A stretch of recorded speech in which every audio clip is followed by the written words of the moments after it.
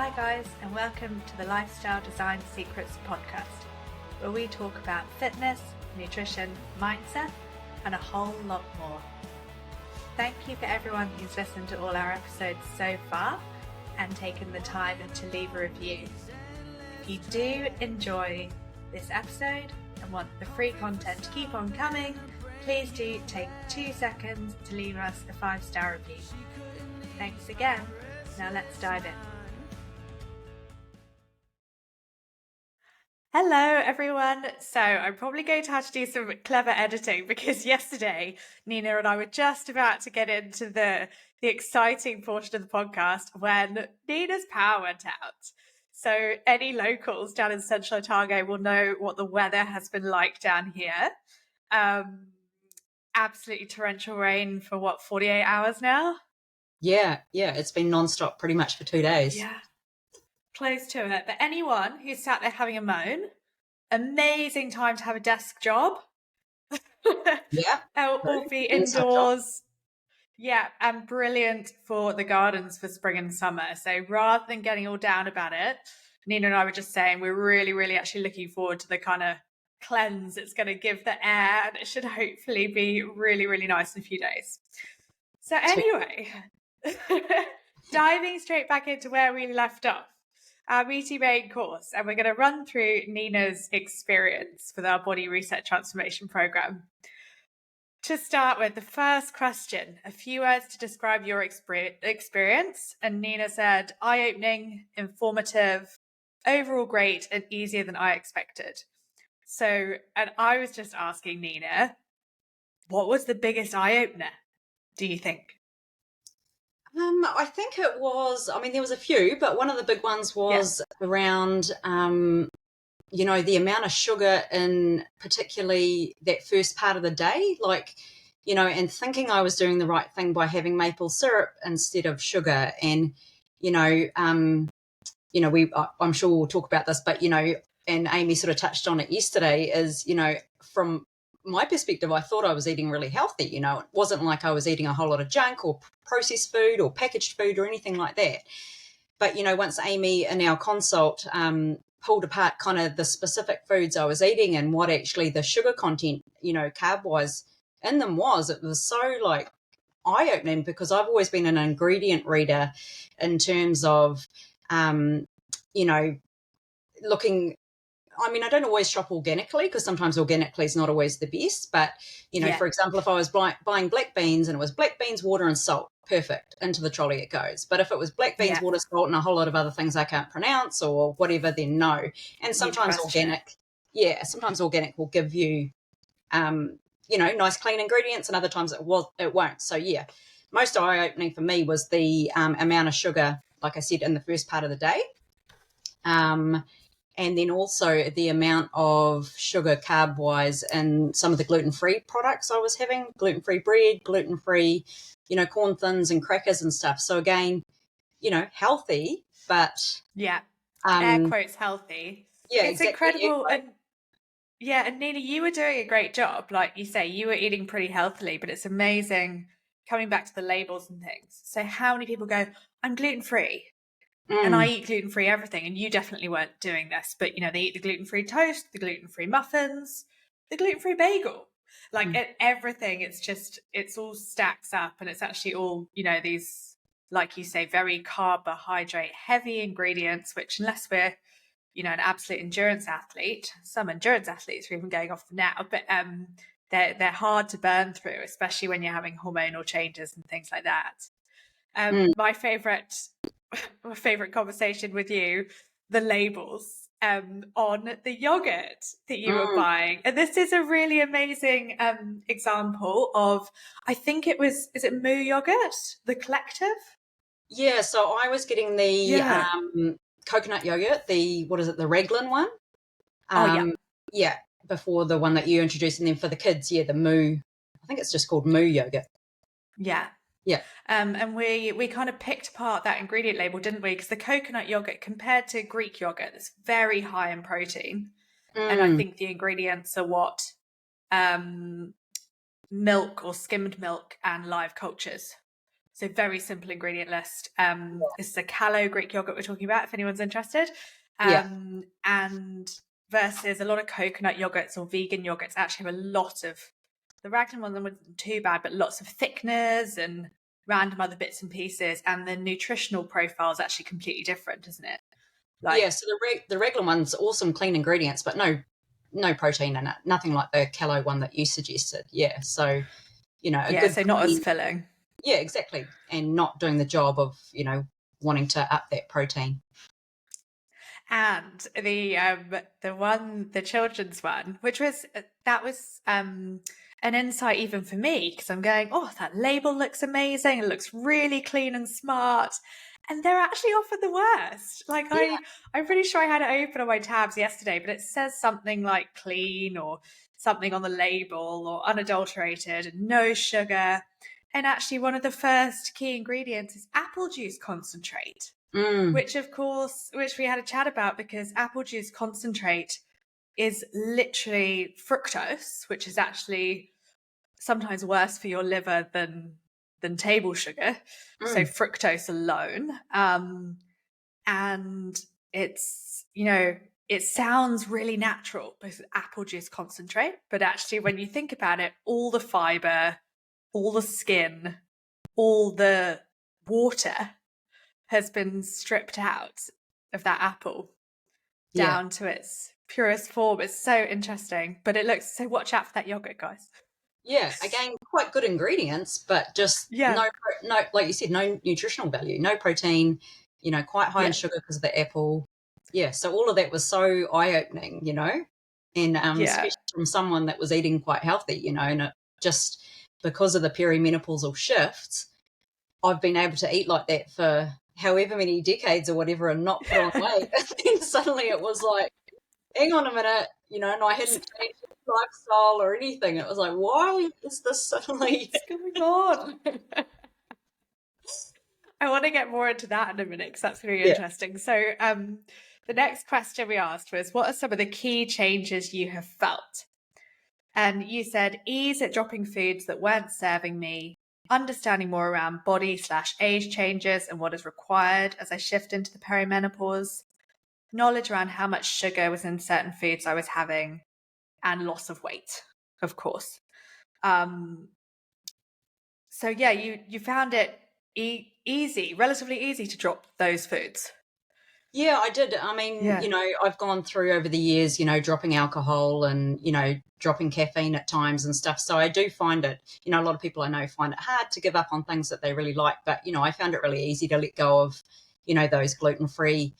I mean, I wasn't having like gluten-free toast and crackers and stuff every day, but, I found it easy to strip them out of the diet. And, like instead of having the gluten-free pasta, for example, with the spaghetti bolognese or whatever for dinner, just having the bolognese mix and the, salad or the vegetables or whatever. Like I didn't find it hard to really drop those out.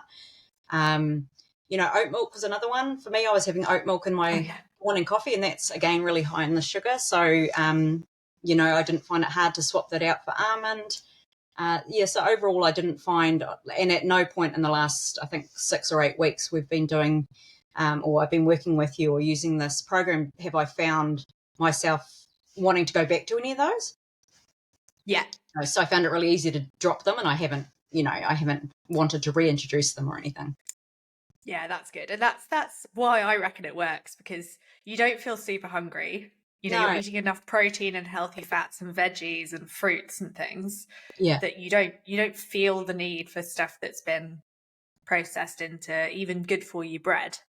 Exactly. When you've got enough of the right other nutrients. Yeah, that's right. And one of the other big shifts was getting into bigger protein and fat-filled breakfasts, like having way more bacon and eggs and stuff. Whereas you always think in your head, from growing up, you hear you shouldn't be having all that fat, and bacon and eggs is fatty. But now it's like I feel like I have it, multiple times a week, and like you said, it sustains me for so much longer. So I actually sometimes I don't need a bigger lunch or, even, morning tea or anything, whereas I was just regularly eating all of those because I thought I should. Yeah, and eating, little, but having to eat more often. because potentially not enough nutrients. Isn't it painful? I love having these conversations, but like how well our like grandparents had it with like bacon and eggs, and we were like, no, in the 80s. Yeah. Well, 80s, 90s. It's like, no, low fat. Yeah. Cereal. Yeah. Give up the bacon, guys. Give up the eggs for your cholesterol levels. Yeah. But they had it sorted because they used to cook with lard and, like all those natural fats and all those. Yeah, exactly. Yeah, absolutely. Any comments on understanding more about your body and age and the shifts that are required? So I suppose the comment there was around the fact that, for my entire life, I've been quite, petite, very small, kind of athletic build, I suppose. I've been able to get away with eating what I want, to be honest, my entire life. I've never really put on weight except for, with baby weight gain. But even that, actually, I put on more weight through this perimenopausal shift than I did with one of my boys.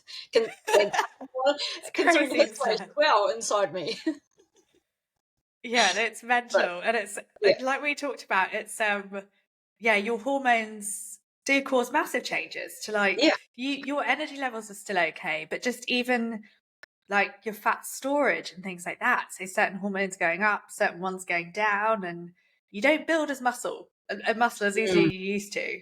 So nothing had changed exercise wise or anything like that, or even eating. Like I wasn't eating anything different to what I was, 5 years ago, but because of the hormonal shift, suddenly what I was eating just wasn't serving me. And that's been really interesting to learn. And, especially because nothing had changed. It's not like I just stopped exercising and put weight on, No.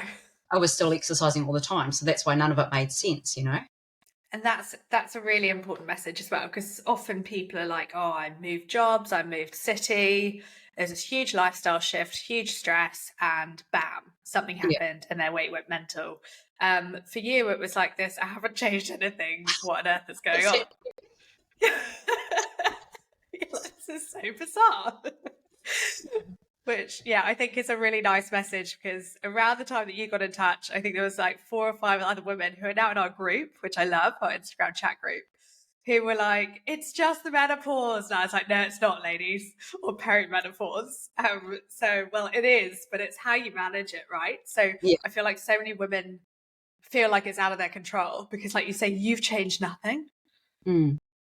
Yeah. I think there's a lot of messaging that, that's just the way it is. Like you enter these years, you put on weight, and it's just kind of like deal with it. That's the way it is. But and a lot of people, can't shift it by exercising and stuff because of, what we've discovered. Obviously, that some of it, or a lot of it, is nutritionally what you're eating. Yeah, absolutely. And do you mind me asking for our listeners, Nina? I've got it written down, but how old you are? So I'm 47. Okay, cool. Yeah, awesome. I'm thinking you look pretty good for 47. Bit tired today, but for anyone watching the video, I don't feel like she looks 47. No, I mean, most people say that, to be honest, but I have obviously lived a really healthy, holistic life my whole life, so it makes a difference, doesn't it? Pays off for sure. Yeah, and I think so many people these days, they talk about our life expectancy increasing or staying the same. I think it's actually decreasing now because of the way that we're treating our bodies, like globally. But actually our health span is so bad, like getting worse. So by the time you're 47 or say 50 or 60, the percentage of people on cholesterol medication, on painkillers for underlying things, on a number of different medications just to feel normal, I suppose. Oh, yeah. And I see that all the time with clients. And even, socially, if I meet up with people I went to school with, for example, it's like, wow, a lot of them are really unhealthy and, a lot of different conditions going on. And, you can just see the difference in whether people have looked after themselves or not. Yeah. There's this, it's a meme going around, or not a meme, but like a quote going around on Instagram that's like, I just turned 40 or whatever. My friends who go to the gym, like, are happy as Larry, look like they're 10 years younger. My friends who don't are freaking sad. Like, not sad as in like you know, you can just tell the difference. Yeah. They were using the gym as an example, but it's more of like an overall wellness thing, like people who pay attention to their health and people who are like, I'm just getting old. It's a huge difference. Yeah, definitely. What else have we got? So how quickly did you start to notice a change in your body, moods, or feelings of confidence? Body lost 2 kgs in the first 5 days, which I think is really interesting. So we'll touch on that. And then slowed down to an overall loss of 6 kilos over 2 months. My energy levels and mood were always okay, so hadn't noticed any changes there. I think I love your story, Nina, because it's so common that you drop like 2 or even 3 kilos in a couple of weeks because there's lots of water weight being held in the additional carbohydrates and even some low-lying inflammation that they might have been triggering. And so you drop lots. And then the key is to stay motivated even when the scales or however you're measuring or your clothes, you know, don't feel like they're changing on a daily basis. So tell me more. Yeah, so I actually think it was 3. I think it was 3 kgs in those first 5 days. Yeah, I think it was, because I was like, my goodness, yeah. I know. And I can't even remember why because I'm not normally one to weigh myself, and I must have gone to put something on, and I thought, wow, for whatever reason anyway, I weighed myself and I was like, oh my gosh, 3 kgs. I was like, holy smokes. And then, then after that, I think it was like maybe a kg in the next sort of week or 10 days or something. And then another, it was sort of incremental like that. But yeah, surprisingly, energy, motivation, mindset, all of that was never any different. It was literally just the weight for me. Like I wasn't, so, I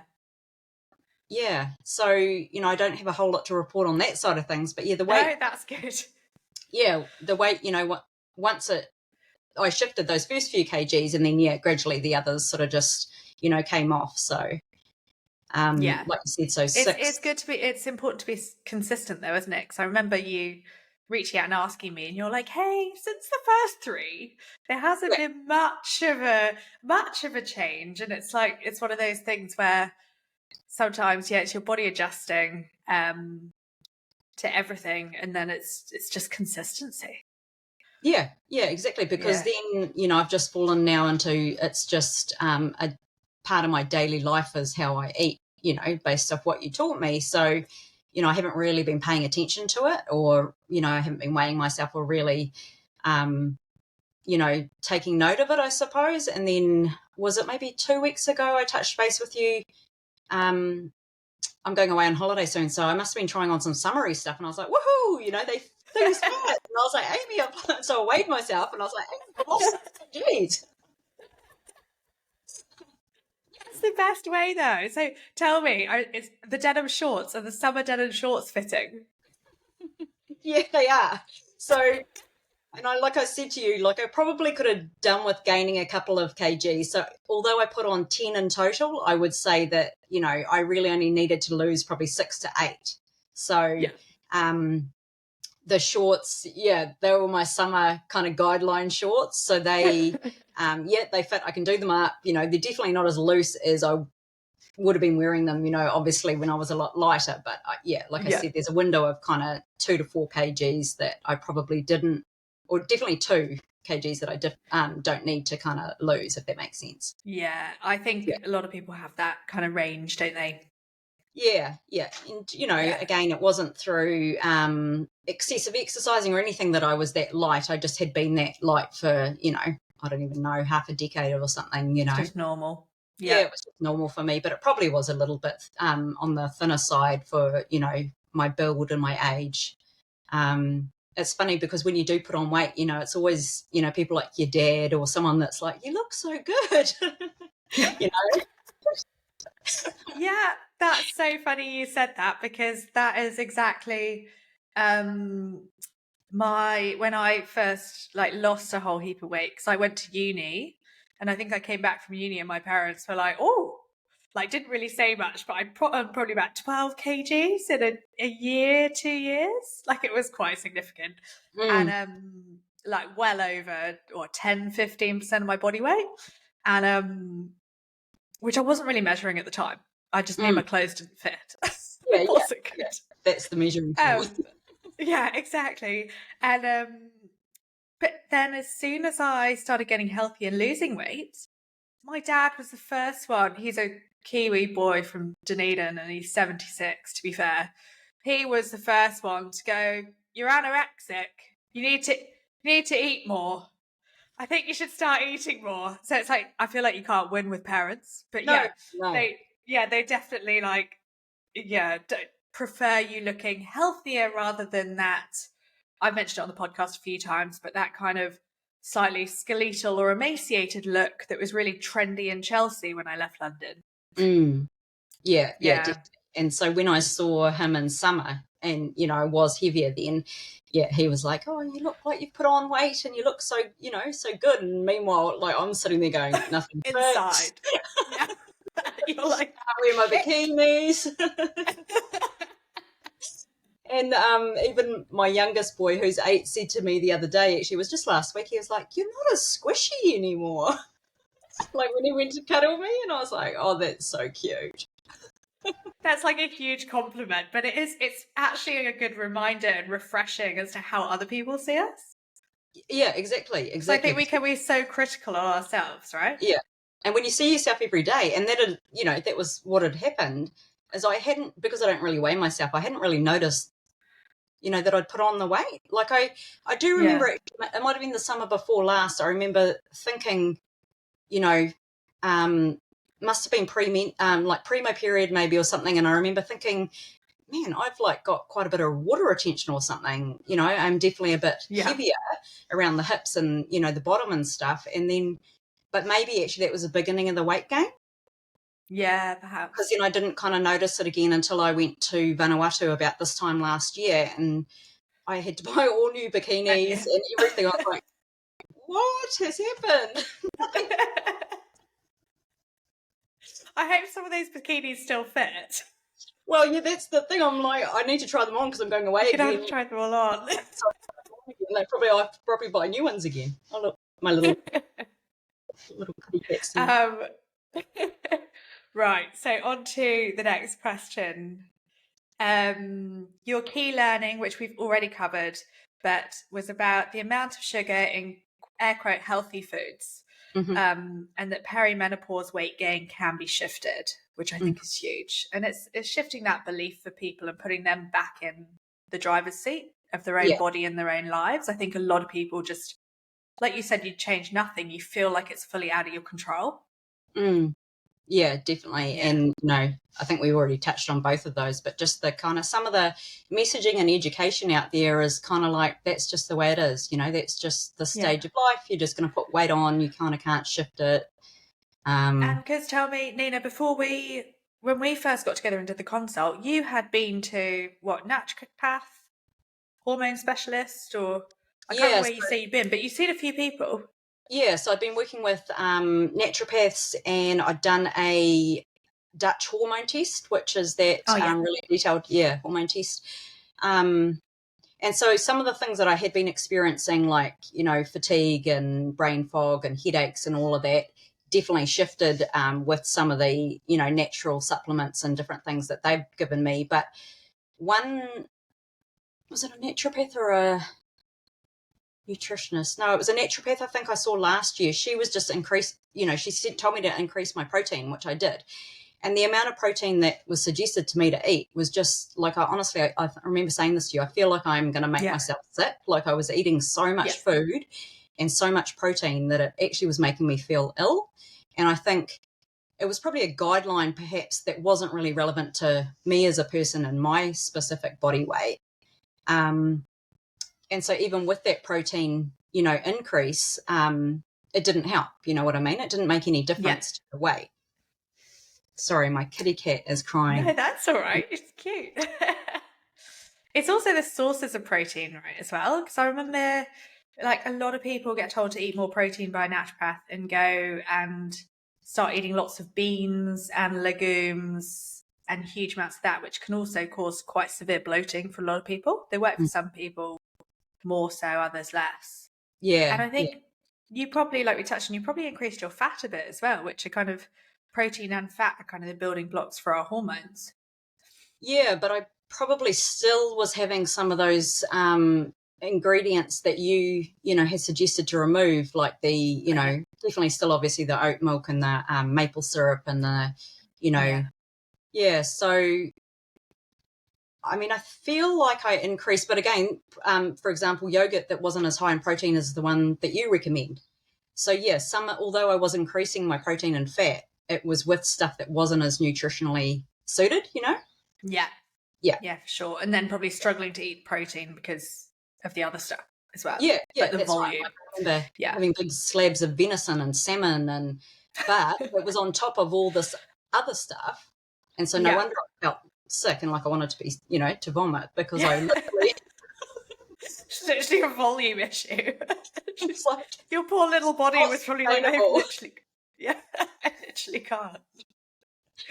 Yeah, I think that's a really good point to touch on. So like focusing on not the volume, it's not even cutting your volume or increasing your volume of protein, it's the nutrient density of the food that you're eating. Yeah, for which sure. I think is really important. Yeah. Definitely.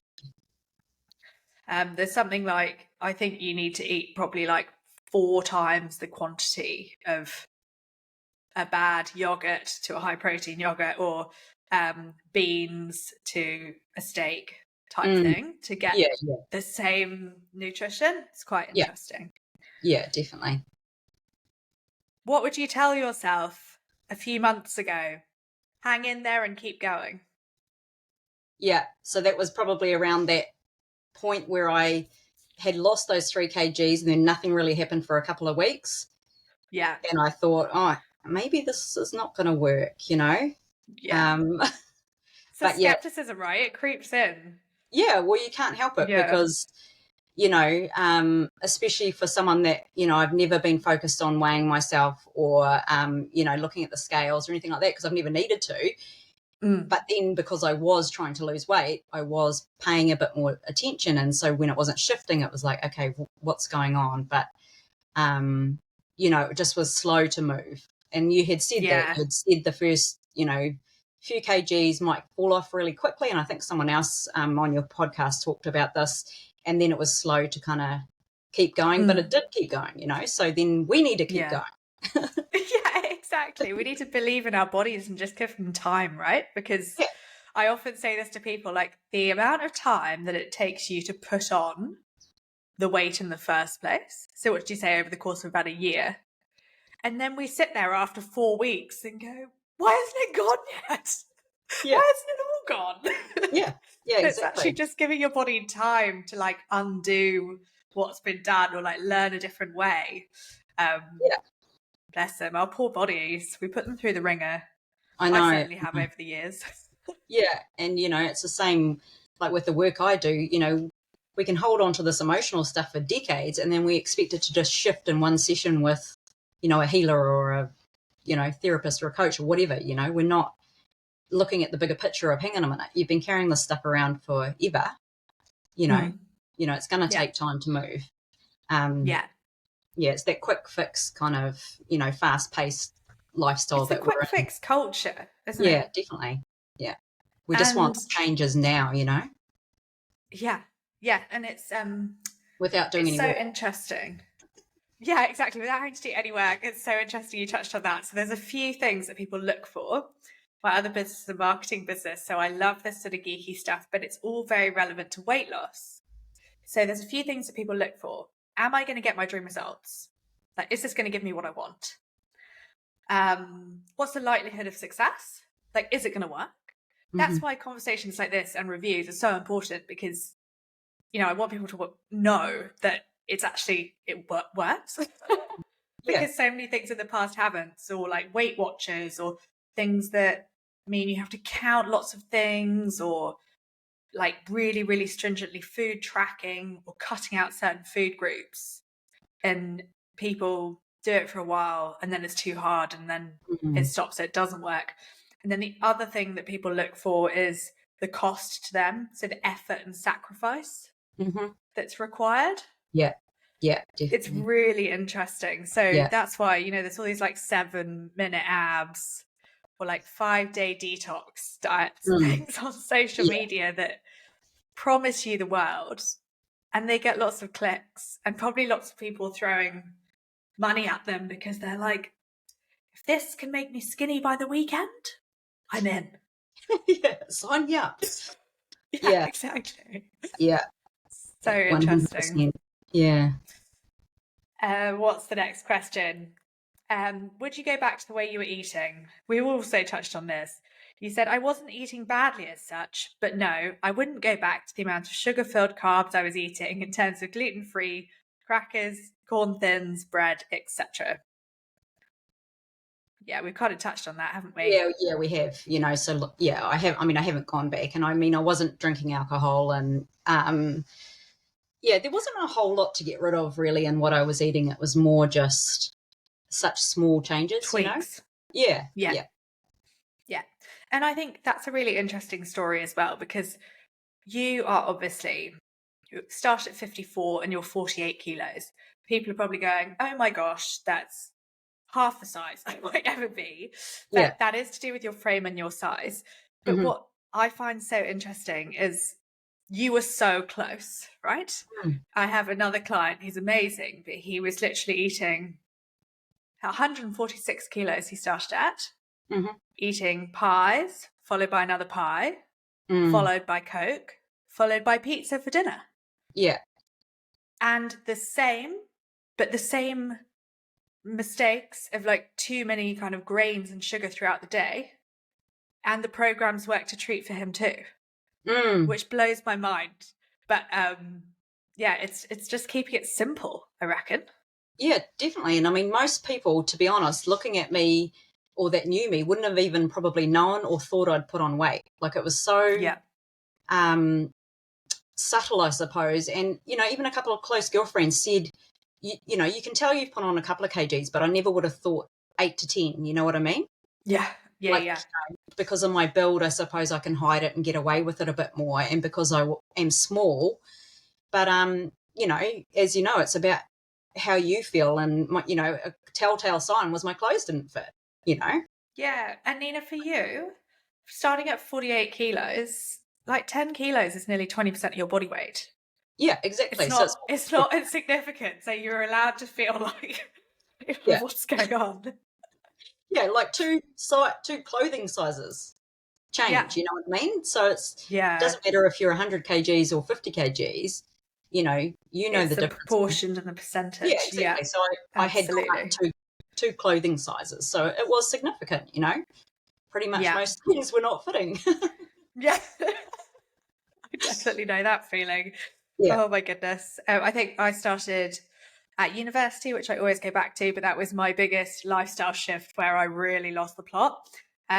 Started off about a size 8 and was struggling to get into size 14s.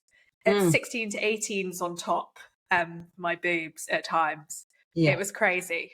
Even though, again, most people probably wouldn't have looked at me and gone, oh, you're so overweight, but it felt very significant. So, next question. Is life now harder or easier than staying where you were? You've said easier, as I'm more comfortable in myself with losing a bit of excess weight. Yeah, we've probably touched on that, haven't we? Yeah, we have, you know. Yeah, it's been easy to maintain, and hopefully it will continue to be easy to maintain. And, you know, with the education, obviously, you know, now I know, hopefully not. Now you've got the tools. Yeah, exactly. I know not to kind of slip back to, you know, certain foods or whatever. Yeah.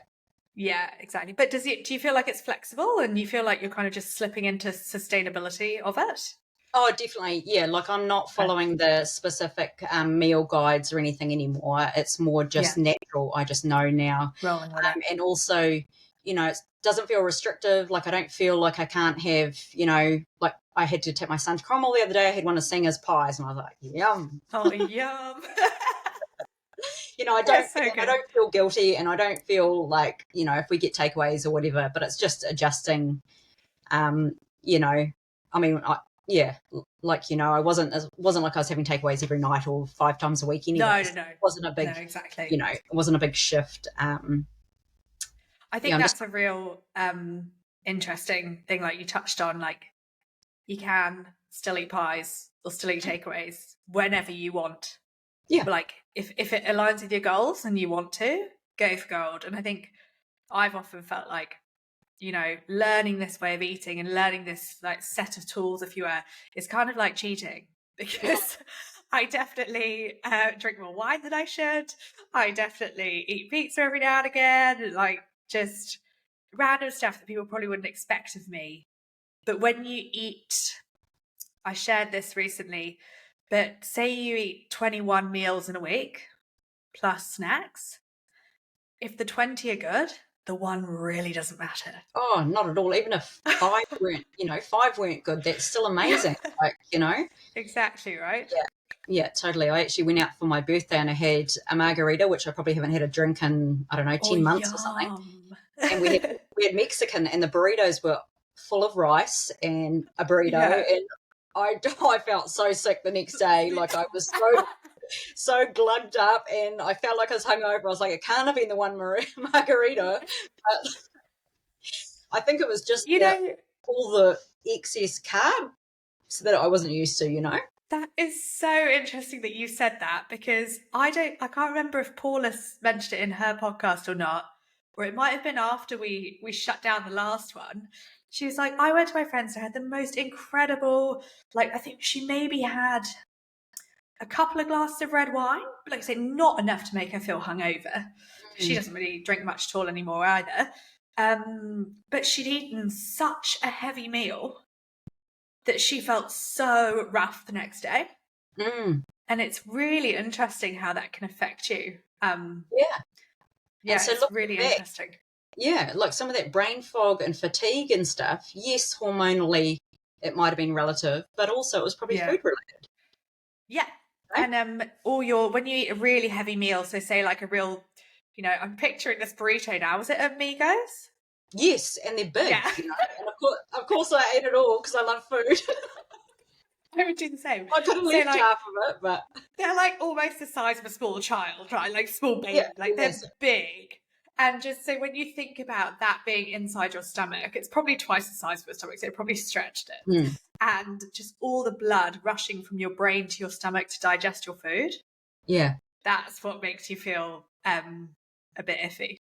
Yeah, totally. And I think that next day, I don't think I ate again till like at least midday or 1 o'clock or something. I was like so full. Yeah, like natural fasting kind of. Yeah, and that's not something I would normally do. You know, in the past I would have just got up and had breakfast, you know, because that was what you do. But that's actually another thing I've learnt through you, is just to more listen, you know, to my body's cues as far as hunger and not necessarily just eating because it's time, like breakfast, morning tea, lunch, afternoon tea, you know what I mean? Yeah, definitely. I think it's so it's intricate what works for you, but I think it's also, like you said, a minefield of what is out there. And, you know, it's dangerous for women in the perimenopause, menopause to fast. And you really shouldn't. Or like it's bad for your hormones to not eat in the morning. Yeah. And it's actually like, no, let's listen to it. Remember how to listen to our bodies. Listen to what they're telling us. Yeah, and go from there. Because I think there are a lot of...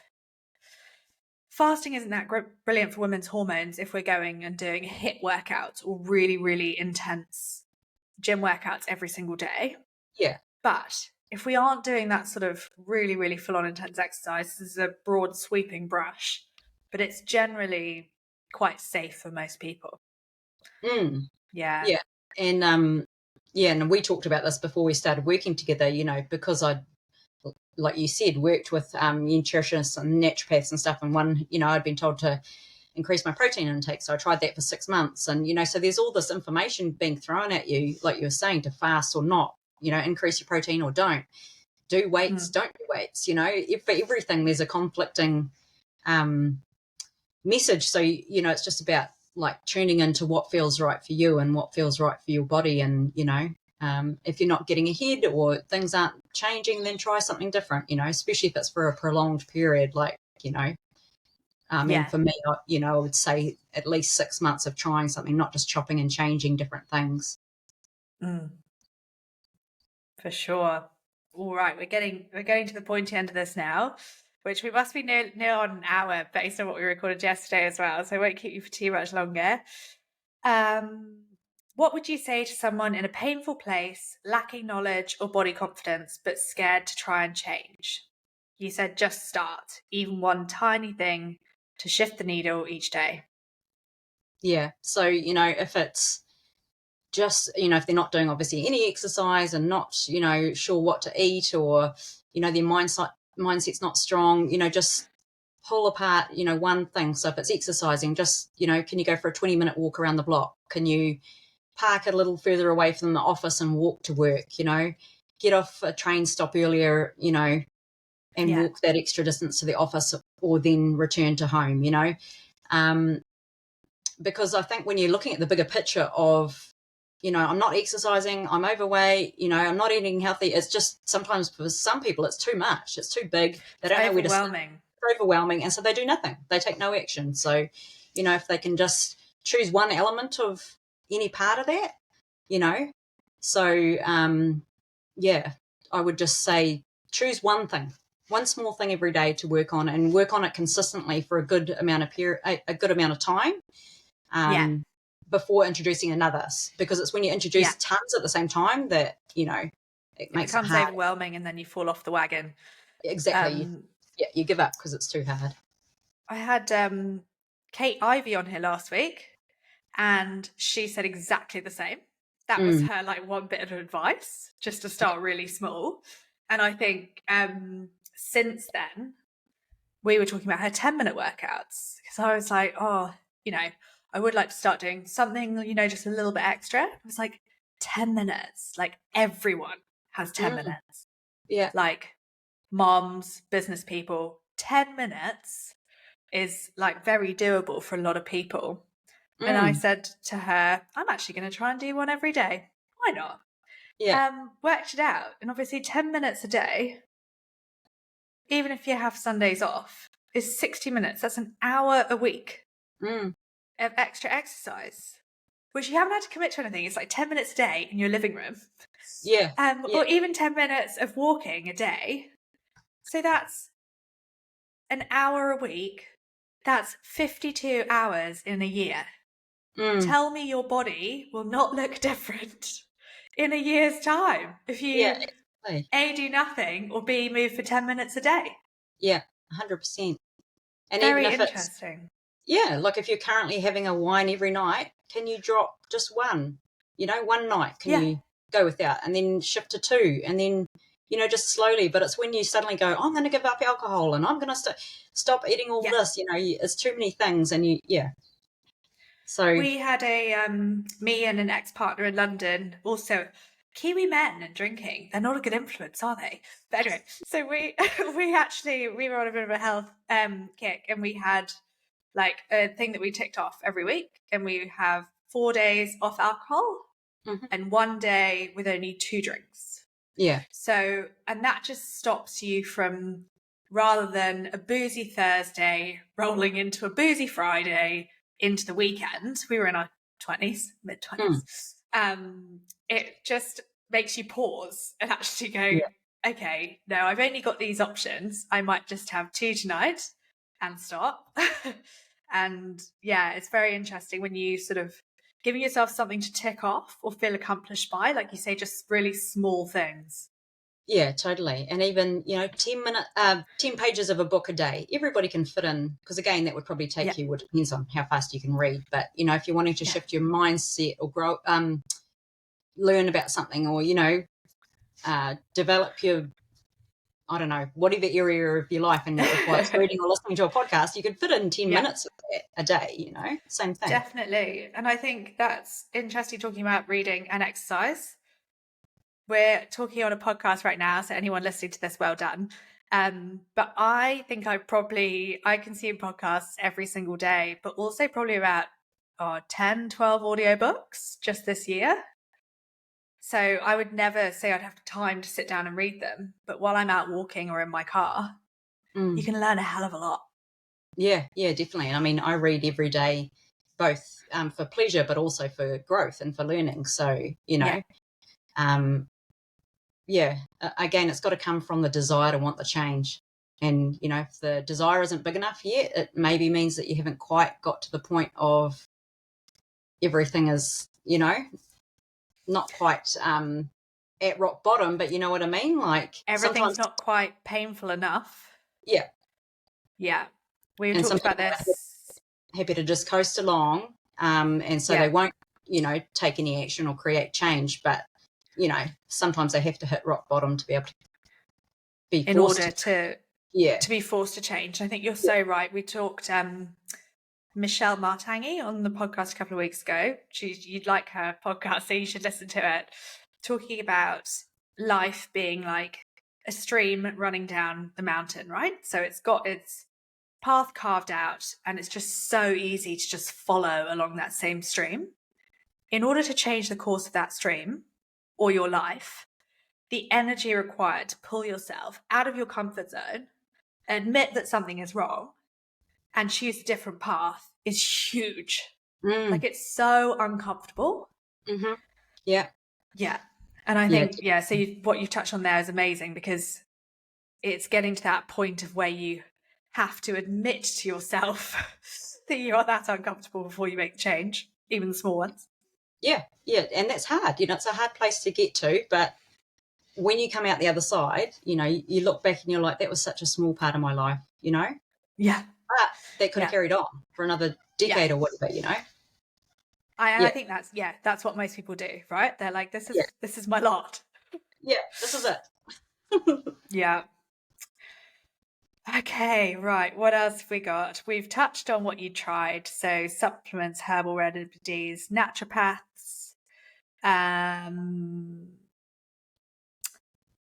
We are on to the final course of this podcast, which I talked to you about yesterday. This is a takeaway dessert for everyone, and it's one of my favorites. I asked Nina yesterday, because I know that there's one that she really likes. Your favorite go-to meals at the moment from the plan, or you've got one in particular, haven't you? Breakfast wise, the grain-free porridge, the five ingredient grain-free porridge has been a hit. So what do you make that with? Give people a rundown. Almond meal, LSA, chia seeds, linseeds, and then the 2 eggs, and then the toppings in. So normally I would just have blueberries, cinnamon, pumpkin seeds, and the Greek yogurt. But the other day I showed you a photo and I had grapefruit and orange in. That looks good. Yeah, I'm more of a snack lover than a meal lover, I'd say. So for me, I've been really enjoying, like I showed you when I went skiing, with the banana, with the cinnamon and the pumpkin seeds and the everything nut butter. Oh, yeah. I've been really enjoying that. And just, again, coming back to, instead of having, cheese, ham and tomatoes on the crackers, I'm just rolling it up in the ham. So rolling the cheese and the tomato, So, they would be some of my favourites. Yeah, that's perfect. Simple, not like big complex meals. And the breakfast loaves. So the bacon or salmon, with the egg, and then I've been adding spinach or silver beet, and I think that was it. Tomato, salt, pepper, cheese maybe on top. Yeah, so good. They're my favourites, because people always are like, oh my gosh, you're so good. And I'm like, no, I'm lazy. Like, I make that once and I eat it all week. Yeah, I know. And see, that was the other thing. It was like, instead of thinking, what am I going to have today? It's like, boom, I'm already sorted. I've got my loaf in the fridge for the next 5 days, And if you get bored of having the same thing every day, then, bring in, like the grain-free porridge recipe that you've got, or you've got a few other things in there. So, it's not about having to have the exact same thing every day for 5 days in a row. No, although most people do. Yeah, it's very interesting. So most people repeat the same 5 to 10 things, and then they start on a health kick and they go, oh, I'm sick of this. Well, this is boring. And it's like, how many years have you eaten cereal for breakfast? Yeah, that's right. And breakfast breakfast is my favourite meal. I actually go to bed thinking about what I can have for breakfast for the next day. Whereas dinner, I don't care about dinner. Take or leave it. That's so interesting. I don't plan my day thinking about it. Yeah. Whereas That's I so dream my interesting. night away thinking about breakfast. That's a good way to be as well. Just proves it's not about bloody restriction either, is it? It's No. like you can still love food. Even I probably love food more than I love food more now than I did when I was clueless and struggling with my weight. Yeah, see, I've Yeah. always loved food. I've always loved eating, and Yeah. but there's nothing restrictive about your programs in the slightest. It's just tweaks and changes, and it's so delicious. Like there's so many good nutritional, tasty options in there. It's not boring. Well, on that note, I'm chuffed, and I'm going to include your details, Nina, in the show notes. But for anyone listening, you're Nina Kennett on Instagram. Yeah, so Nina Kennett _ Okay, wonderful. And Nina Kennett, that's with a double N and double T in Kennett.com. Yeah. We'll also add that to the show notes. And any final thoughts, Nina? Or should we let these lovely people go? Because this is like a double whammy of 2 days. No, other than to just say thank you so much, Amy, for your amazing help and your patience. And sorry for the crying cat. The rain the last 2 days, she's in and out like a yo-yo and wants to be close to me. So we love animals and the weather on this podcast. Thank you, Nina, for coming on. Thank you so much for having me, Amy. Chat to you soon. Bye. Bye. Thank you for listening to this episode of the Lifestyle Design Secrets podcast. If you've enjoyed what you've heard, please do stop and take 2 seconds to subscribe and leave us a review. It means the world to us. If you are curious about working with us or checking out our new bite-sized guides or our full body reset transformation programs, please do head on over to our website, which is www.amysfitnessandnutrition.co.nz.